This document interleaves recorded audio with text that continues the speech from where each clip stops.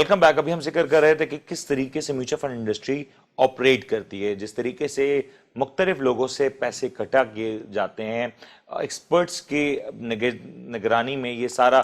पैसा इन्वेस्ट किया जाता है और इन्वेस्टमेंट के भी एसईसीपी की जानिब से वज़ा करदा जो क्राइटेरियाज हैं उसी पे चेक किया जाता है। लेकिन अभी भी हम ये देखते हैं कि लोग इस बात की शिकायत करते हैं कि कहीं ना कहीं जो उनकी एक्सपेक्टेशंस थी म्यूचुअल फंड के हवाले से वो पूरी नहीं होती। इसके अलावा एक और बहुत बड़ा मसला यह है कि जब मार्केट तेजी में होती है, यानी कि जब स्टॉक मार्केट भरपूर तौर पर परफॉर्म कर रही होती है, तब भी म्यूचुअल फंड के जो रेट्स हैं वो उतने हायर साइड पे नजर नहीं आते। जबकि जब मार्केट लोअर साइड की तरफ ट्रेजेक्टरी होती है तो हमने देखा कि लॉसेस की जो तादाद है वो काफी ज्यादा बढ़ जाती है, यानी कि रिडेम्पशंस बहुत ज्यादा आ रही होती हैं। शायद साहब राइट नाउ जो सूरत हाल हम देख रहे हैं कि पिछले 3-4 महीनों में मार्केट ने बहुत बेहतर परफॉर्म किया। अगर मैं लास्ट 6 मंथ्स का आपको ग्राफ दिखाऊं जो कि 2020 के 6 महीने अगर आखिरी के दिखाऊं तो उसमें देखा जा सकता है कि मार्केट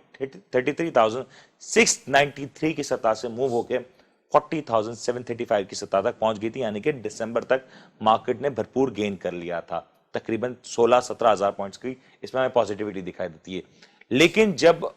इन्वेस्टर जो डायरेक्ट इन्वेस्ट करता है वो तो शायद इस रिटर्न को पूरी तरीके से इसमें एंजॉय कर सकता है, इस गेन को एंजॉय कर सकता है, लेकिन जब वो म्यूचुअल फंड के थ्रू इन्वेस्ट करता है तो वो कहीं ना कहीं 10-11-12% के आसपास एक लिमिट हो जाता है। इसकी क्या रीजन है?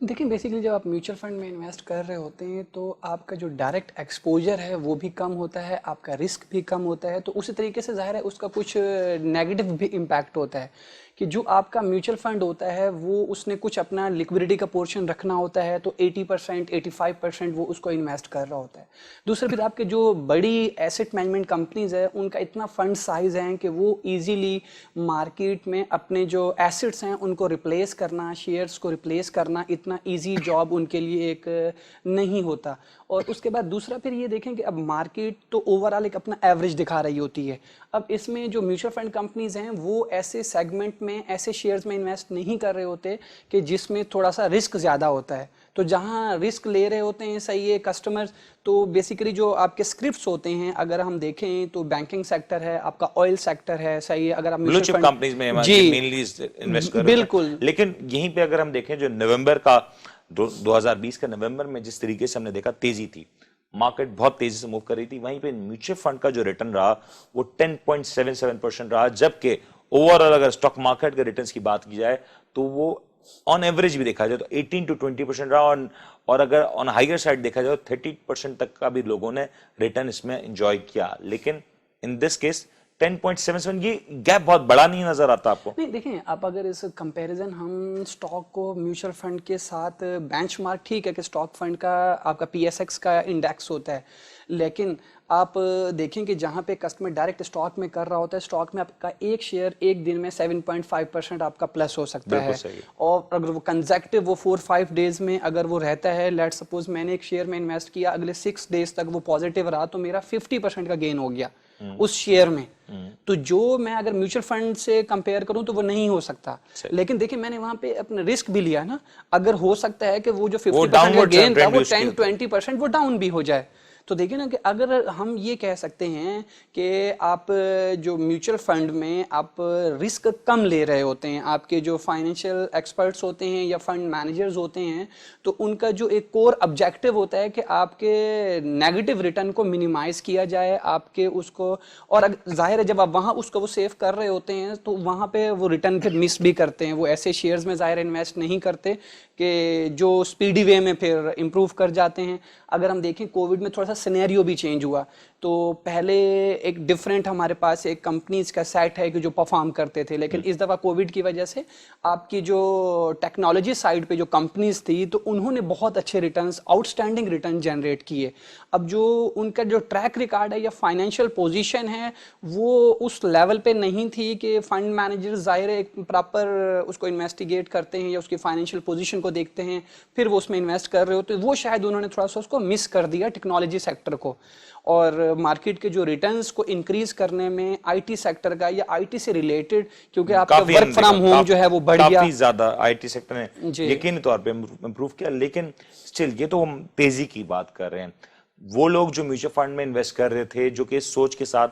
कि कहीं ना कहीं हमारे पास एक कांस्टेंट गेन आता रहेगा और उसी गेन को हम री इन्वेस्ट करके अपना जो प्रिंसिपल अमाउंट है उसको बढ़ाते रहेंगे। लेकिन जैसे हम देखते हैं मार्केट में मंदी का रुझान आता है तो लोग बहुत हद तक सरवाइव करते हैं इस सारी सिचुएशन को।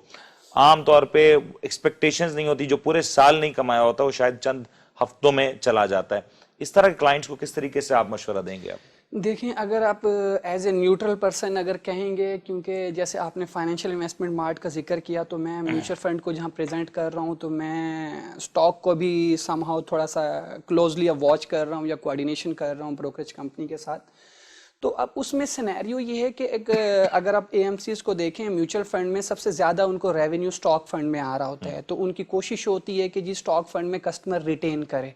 तो अब उसके बाद कस्टमर के अगर एंगल से देखें तो उसका प्लस पॉइंट इसमें है कि अगर वो देख रहा है कि मार्केट डाउन साइड पे है और डाउनवर्ड ट्रेंड है तो वो उसको एग्जिट भी कर सकता है। तो अब ऐसे भी कस्टमर अब स्ट्रेटजी वो बना रहे हैं कि वो देखते हैं कि जहां मार्केट थोड़ा डाउन जा रही है वो अपने फंड्स को स्टॉक फंड से शिफ्ट कर लेते हैं कैश फंड में और या इनकम फंड में। कॉल एक छोटी सी कॉल पे भी हो सकता है। ये तो एक